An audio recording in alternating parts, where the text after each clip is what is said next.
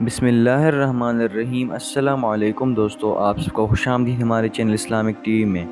تو چلیے ویڈیو کا باقاعدہ آغاز کرتے ہیں۔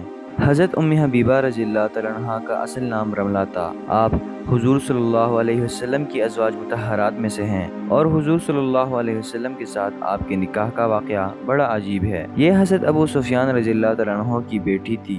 حضرت ابو سفیان رضی اللہ تعالیٰ عنہ فتح مکہ کے موقع پر مسلمان ہو گئے تھے، لیکن اس سے پہلے وہ سرکار دو عالم صلی اللہ علیہ وسلم کے دشمن تھے، اور جنگ بدر میں ابو جہل وغیرہ کے قتل ہو جانے کے بعد کفار مکہ کی سرداری انہی کے حصے میں آئی تھی، اور اسی لحاظ سے وہ غزوہ احد اور غزوہ خندق وغیرہ میں حضور صلی اللہ علیہ وسلم کے سب سے بڑے مد مقابل تھے۔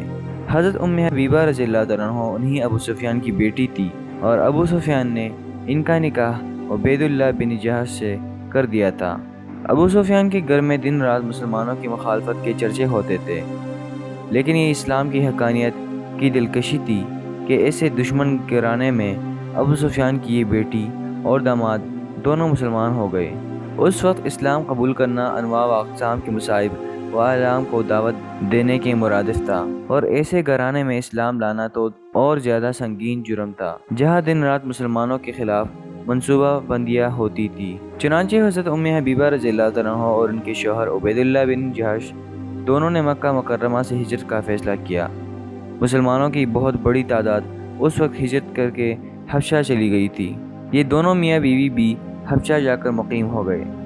وہیں پر ان دونوں کی بیٹی حبیبہ پیدا ہوئی، جن کی نسبت آپ کو ام حبیبہ رضی اللہ عنہ کہا جاتا ہے۔ ایک رات حضرت ام حبیبہ رضی اللہ عنہ سوئی تو خواب میں دیکھا کہ ان کے شوہر عبید اللہ بن جہش کا چہرہ بری طرح مسخ ہو گیا ہے۔ یہ گھبرا کر اٹھی اور دل میں سوچنے لگی کہ شاید عبید اللہ بن جہش کی حالت میں کوئی برا تغیر آنے والا ہے۔ شوہر سے ملاقات ہوئی تو وہ کہنے لگا کہ میں نے تمام مذاہب پر غور کیا ہے اور اس نتیجے پر پہنچا ہوں کہ عیسائی مذہب سے بہتر کوئی مذہب نہیں، چنانچہ میں عیسائی ہو گیا ہوں۔ اندازہ کیجئے کہ یہ الفاظ سن کر حضرت ام حبیبہ رضی اللہ عنہ کو کیسا دھکا لگا ہوگا۔ انہوں نے جلدی سے عبید اللہ کو اپنا خواب سنا کر ارتداد سے باز رکھنے کی کوشش کی، لیکن ہدایت اس کے مقدر میں نہ تھی۔ اس نے خواب کی بات کو بے پرواہی سے ٹلا دیا اور شراب نوشی میں مشغول ہو گیا، اور اسی ارتداد کی حالت میں اس کا انتقال ہو گیا۔ اس وقت حضرت ام حبیبہ رضی اللہ عنہ کی بیچارگی اور قسم پرسی کا اندازہ نہیں کیا جا سکتا۔ وہ اسلام کے خاطر اپنے باپ بھائیوں اور پورے خاندان سے کٹ چکی تھی۔ انہوں نے اپنے وطن کو بھی خیر بات کہہ دیا تھا۔ لے دے کر ایک شوہر اس پردیس مونس و غمخوار ہو سکتا تھا، لیکن وہ مرتد بھی ہو گیا اور چند دن میں اس کا انتقال بھی ہو گیا۔ اب یہ اس دیار غربت میں تنہا رہ گئی تھی۔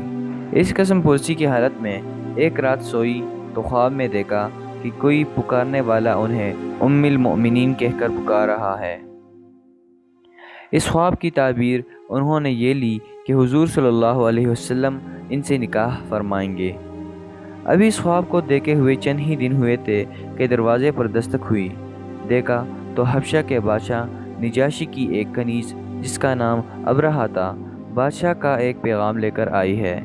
کنیز نے کہا کہ مجھے بادشاہ نے بھیجا ہے اور کہا ہے کہ میرے پاس رسول کریم صلی اللہ علیہ وسلم کا خط آیا ہے، جس میں آپ صلی اللہ علیہ وسلم نے مجھے یہ خدمت سونپی ہے کہ میں آپ سے ان کے نکاح کا انتظام کر دوں، لہٰذا آپ کسی کو اپنے نکاح کا وکیل بنا دیں تاکہ وہ آپ کی طرف سے نکاح کر سکیں۔ حضرت ام حبیبہ رضی اللہ تعالیٰ عنہ یہ سن کر بہت خوش ہوئی، اور اسی خوشی میں جو زیور پہنے ہوئے تھے وہ سب اتار کر کنیز کو دے دی، اور حضرت خالد بن سعید بن العاص رضی اللہ عنہ کے پاس پیغام بھیج کر انہیں اپنا وکیل مقرر فرما دیا۔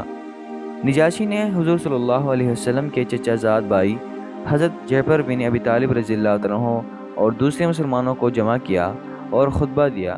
حضور صلی اللہ علیہ وسلم کی طرف سے حضرت ام حبیبہ رضی اللہ عنہ کا مہر 400 دینار مقرر کر کے اسی وقت حضرت خالد بن سعید رضی اللہ عنہ کے حوالے کر دیا۔ حضرت خالد بن سعید رضی اللہ عنہ نے وکیل کی حیثیت سے نکاح کو قبول کیا۔ نکاح کے بعد جب سب لوگ اٹھ کر جانے لگے تو نجاشی نے کہا کہ ذرا ٹھہریے، انبیاء کرام کی سنت یہ ہے کہ نکاح کے بعد ولیمہ بھی کرتے ہیں۔ چنانچہ کھانا منگوایا گیا، اس کے بعد سب رخصت ہوئے۔ حضرت ام حبیبہ رضی اللہ عنہا فرماتی ہے کہ مجھے مہر کے طور پر جو 400 دینار دیے گئے تھے، میں نے ان میں سے 100 دینار ابرہہ کنیز کو مزید انعام کے طور پر دینے چاہے، لیکن اس کنیز نے کہا کہ مجھے بادشاہ نے آپ سے کچھ لینے سے منع کر دیا، اور جو زیور آپ نے دیے تھے وہ بھی آپ کو واپس کرنے کی تاکید کی ہے۔ اس کے بدلے انہوں نے مجھے از خود بہت انعام دے دیا ہے۔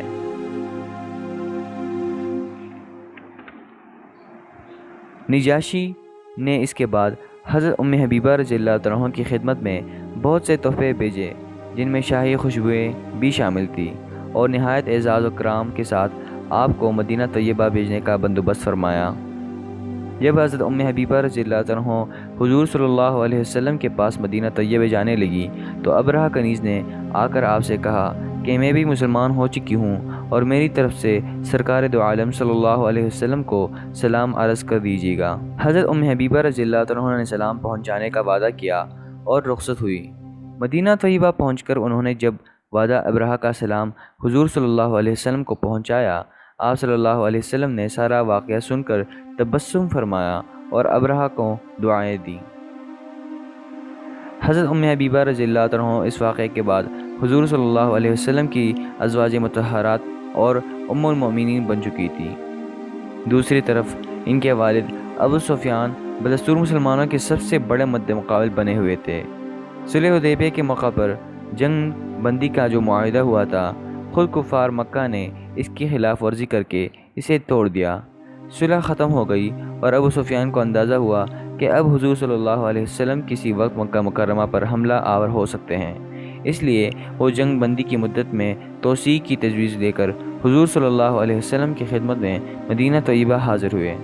حضور صلی اللہ علیہ وسلم نے ان کی تجویز مسترد کر دی۔ اس موقع پر انہیں خیال ہوا کہ اپنی بیٹی حضرت ام حبیبہ رضی اللہ عنہ کے پاس جا کر ان سے سفارش کروائیں۔ دنیا کے عام قاعدے کے مطابق ان کی یہ توقع بیجا بھی نہیں تھی کہ بیٹی اپنے شوہر سے ضرور سفارش کرے گی۔ چنانچہ ابو سفیان حضرت ام حبیبہ رضی اللہ عنہا کے پاس پہنچے۔ ابتدائی ملاقات کے بعد جب وہ بستر پر بیٹھنے لگے تو حضرت ام حبیبہ رضی اللہ عنہا نے جلدی سے آگے بڑھ کر بستر طے کر دیا۔ ابو سفیان نے پوچھا، یہ بستر میرے لائق نہیں یا میں اس بستر کے لائق نہیں ہوں؟ حضرت ام حبیبہ رضی اللہ عنہا نے جواب دیا، یہ اللہ کے رسول صلی اللہ علیہ وسلم کا بستر ہے، اور آپ ابھی تک کفر و شرک کی نجاست میں مبتلا ہیں۔ ابو سفیان اپنی بیٹی کا یہ جواب سن کر تلملا گئے اور بولے، تمہارے اندر مجھ سے جدا ہونے کے بعد کتنا تغیر آ گیا۔ یہ تھی حضرت ام حبیبہ رضی اللہ عنہا۔ حضور صلی اللہ علیہ وسلم کی وصال کے بعد 30-40 سال زندہ رہے۔ حضرت معاویہ رضی اللہ عنہ آپ کے بھائی تھے، اسی لیے ان کا لقب خال المومنین مسلمانوں کے ماموں مشہور ہو گیا۔ جب وہ خلیفہ بنے تو حضرت ام حبیبہ رضی اللہ ان سے ملاقات کے لیے دمشق تشریف لائی۔ حضرت معاویہ رضی اللہ عنہ نے ان سے بہت سے فقہی مسائل حاصل کیے اور متعدد احادیث ان سے روایت فرمائے۔ اتنی بات تو تاریخ سے ثابت ہے۔ پھر بعض حضرات کا خیال ہے کہ حضرت ام حبیبہ دمشق ہی میں مقیم ہو گئی تھی، یہیں آپ کا انتقال ہوا اور الباب الصغیر میں تدفین ہوئی۔ دوستو، امید ہے آپ کو ہماری یہ ویڈیو اچھی لگی ہے۔ اگر اچھی لگی ہے تو اسے لائک کریں، شیئر کریں، اور ساتھ ہمارے چینل اسلامک ٹی وی کو ضرور سبسکرائب کر کے ہی جائیں تاکہ مزید ایسی اسلامی واقعات، احکام و مسائل آپ کو ملتے رہے۔ جزاک اللہ خیر۔